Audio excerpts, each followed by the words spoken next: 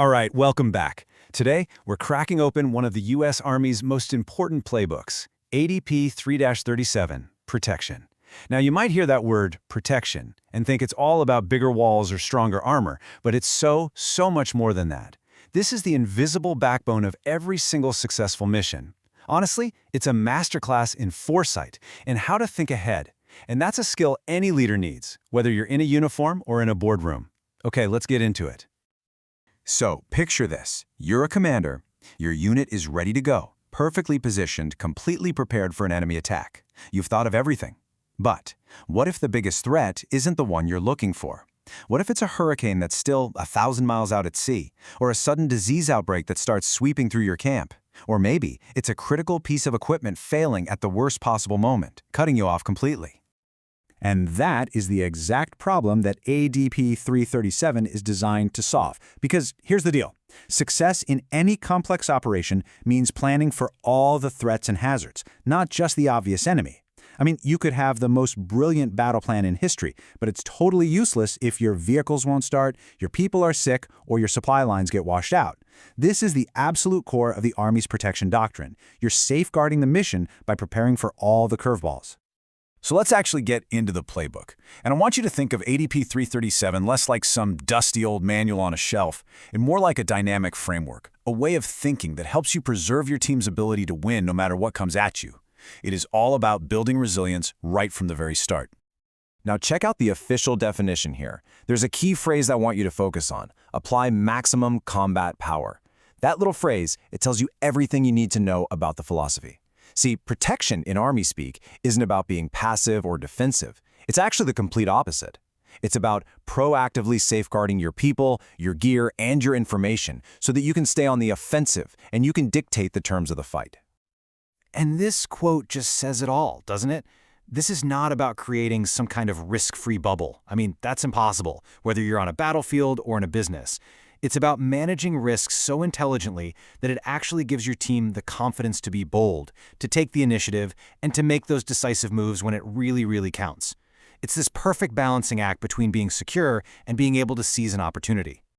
The whole doctrine is built on these 5 really powerful principles. Comprehensive means you look at everything, from enemy threats to cyber attacks to the weather. Integrated means protection is woven into every single part of the plan from the get-go. It's never just an afterthought. Layered and redundant, well, that means you have backups for your backups. Think of a castle. It's got a moat and high walls and guards on the walls. And finally, enduring means it never stops. It's a constant 24/7 process. This is the DNA of good protection planning. So, okay, how do you take these principles and turn them into a real plan? Well, it's kind of like a football coach who studies hours of game film before they even start drawing up plays. The Army's process starts with a brutally honest, clear-eyed look at the situation on the ground. You simply can't protect against what you don't see coming. And it all boils down to answering 3 fundamental questions. First, what can hurt us? That's your threat and hazard assessment. Second, what do we absolutely have to protect in order to win? That's your criticality assessment. And third, where are we weakest? Where are we exposed? That's your vulnerability assessment. You know, corporate cybersecurity chief asked these exact same questions, just with different words.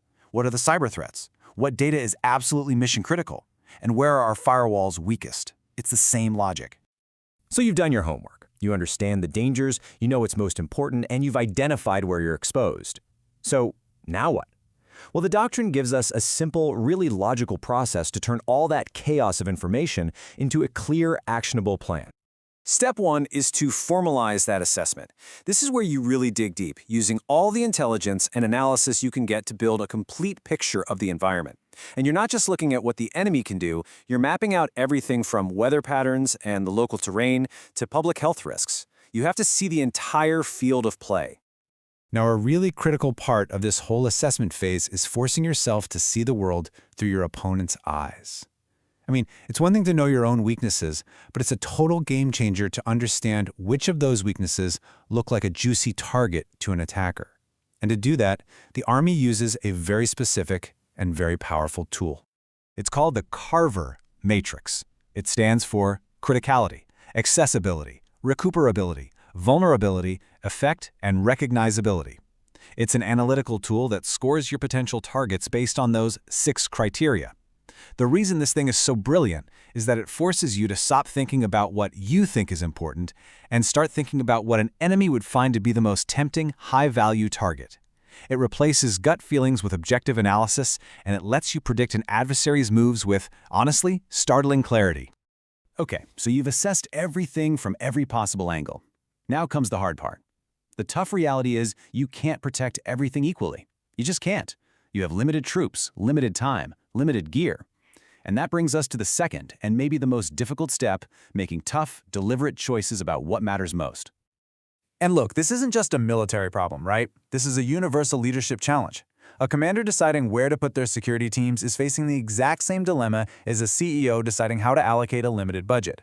Both of them have to figure out what is absolutely mission critical, focus their resources there, and then accept a certain level of risk everywhere else. In the Army, the tool for this is called the Protection Prioritization List.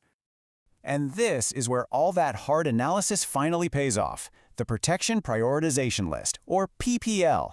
This list is the direct result of your assessments. It is a ranked order of what must be protected, and it's created by combining an asset's importance, its weakness, and the likelihood it'll be targeted.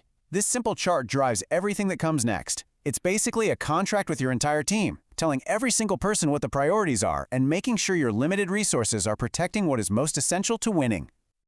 All right, now we get to the final step. You've assessed the entire environment. You've prioritized your most critical assets. Now, it's time to translate all of that thinking into a detailed, synchronized blueprint for action. In the Doctrine, this is called the Scheme of Protection. The scheme of protection is basically the who, what, where, and when of it all. It's the document that connects the commander's big picture vision to the actual practical tasks happening on the ground. It makes sure that everyone, from the engineers building defenses to the medics setting up aid stations, is all working towards the same end goal. But a great plan isn't brittle. It's a living document that's designed to be adapted as the situation on the ground changes. And a truly effective plan goes way beyond just stopping the enemy. It has to address this whole range of other factors. Things like the ethical responsibility to protect civilians, which is not just a moral imperative, it's a strategic one. It includes super detailed fratricide avoidance measures, crystal clear rules of engagement, and solid plans for personnel recovery and force health. It's a truly comprehensive approach to keeping the force safe and effective. Okay, let's just zoom out for a second and connect all these dots. Why go through this incredibly detailed, sometimes tedious process? It's not just about survival, it's about creating something much, much more powerful. This right here, this is the ultimate takeaway. Effective protection isn't about hunkering down in a defensive crouch. It's the solid foundation that gives a commander the confidence to be aggressive, to take calculated risks, and to seize the initiative. When you know for a fact that your critical assets are secure and your team is resilient, you are free to act boldly. You're free to act decisively. In fact, the doctrine itself warns against the biggest danger of a protection mindset, becoming too cautious.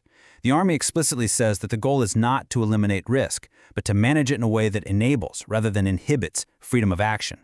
A well-protected force is a confident force, and a confident force maintains momentum. You see? Protection serves the offense. So, whether you are leading a platoon, a startup company, or a nonprofit, the principles in ADP 3-37 are absolutely universal. What it teaches is a repeatable process for seeing the future with more clarity, for prioritizing what truly matters, and for making deliberate, intelligent choices when the stakes couldn't be higher. It's a framework for thinking clearly when you're under pressure.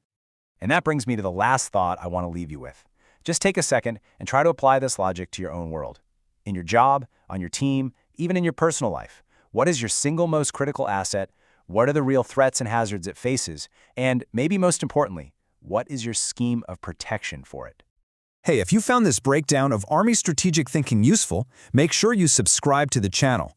We'll be back with more deep dives into the doctrines that not only shape modern military operations, but also provide some timeless lessons in leadership. Thanks for watching.